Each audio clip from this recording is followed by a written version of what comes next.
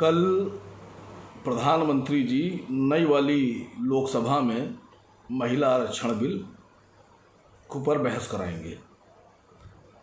उनका मानना यह है कि महिलाओं के साथ इंसाफ होना चाहिए। सारे चैनल लग गए इस चक्कर में कि वो देश को, विपक्षी पार्टियों को महिला विरोधी साबित कर दें। लेकिन सच्चाई यह है, कौन सी महिलाओं की बात हो रही है? महिलाओं में, हमारे देश में जो सबसे दबी कुचली और पिछड़ी महिलाएं हैं, जिनके हक उनसे छीन लिए गए हैं, उनको हक मिलना चाहिए। मैं आप लोगों के सामने कुछ हकीकत रखना चाह रहा हूं। प्रधानमंत्री जी इस हकीकत से वाकिफ़ हैं, विपक्ष भी वाकिफ़ है। हिंदुस्तान में जो लोकसभा है वो 543 सदस्यों वाली लोकसभा है और इस वक्त 543 सदस्यों वाली लोकसभा में कुल 27 एमपी, इलेक्टेड एमपी मुसलमान हैं।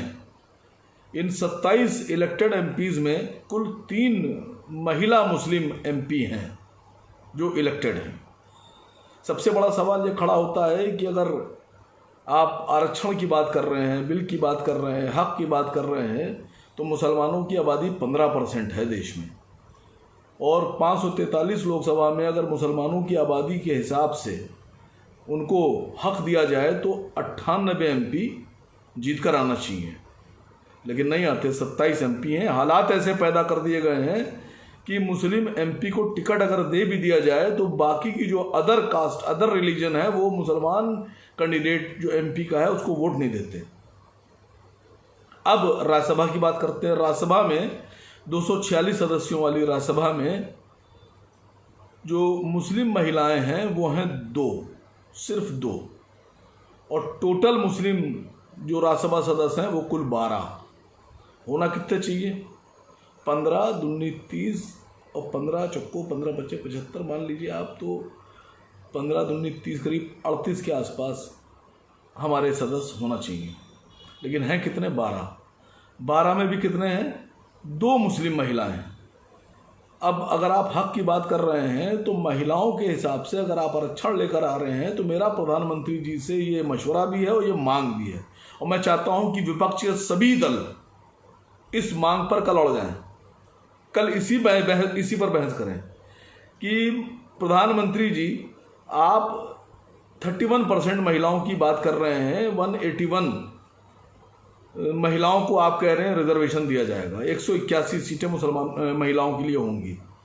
मेरा मानना यह है कि महिलाओं को अगर उनकी जाति के हिसाब से अगर आरक्षण नहीं दिया गया तो जो आला जाति की महिलाएं हैं, उच्च जाति की महिलाएं हैं, वो पिछड़ी जातियों के, दलितों के और आदिवासी महिलाओं के अधिकारों पे कब्जा कर लेंगी, उनका हक मार लेंगी, उनके हक पे कब्जा कर लेंगी। आपने तो महिलाओं को दे दिया, लेकिन महिलाओं को आबादी के हिसाब से अगर देखिए तो दलितों की महिलाएं अगर नहीं पहुंचती हैं, या आदिवासियों की महिलाएं नहीं पहुंचती हैं, या अनुसूचित जाति की महिलाएं नहीं पहुंचती हैं, या आदिवासियों की महिलाएं अगर सदन में नहीं पहुंचती हैं, तो ये उनके हक और अधिकार छीनने और उस पर कुठाराघात जैसी स्थिति होगी। मेरा प्रधानमंत्री जी से गुजारिश है कि जातियों के हिसाब से आरक्षण की व्यवस्था कीजिए, मुसलमान भी उसमें जोड़िए कि इतने मुसलमान होंगे, इतनी आदिवासी होंगे, इतने दलित होंगे, इतने पिछड़े होंगे, इतने अनुसूचित जनजाति की होंगी, इतनी अनुसूचित जाति की महिलाएं होंगी। क्या खाली मुझे लगता है कि अधिकार अगर इस तरह से नहीं बांटे गए और आरक्षण इस तरह से नहीं दिया गया तो जो आला जातियां हैं, ब्राह्मण हैं, ठाकुर हैं, बनिया हैं, इनकी जातियां ज़्यादा हक ले जाएंगी और बाकियों के हक के साथ हक तलफी हो जाएगी।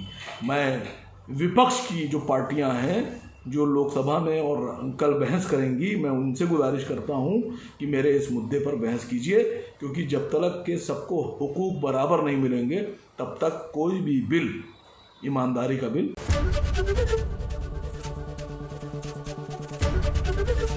एबीपी गंगा, खबर आपकी, जुबान आपकी।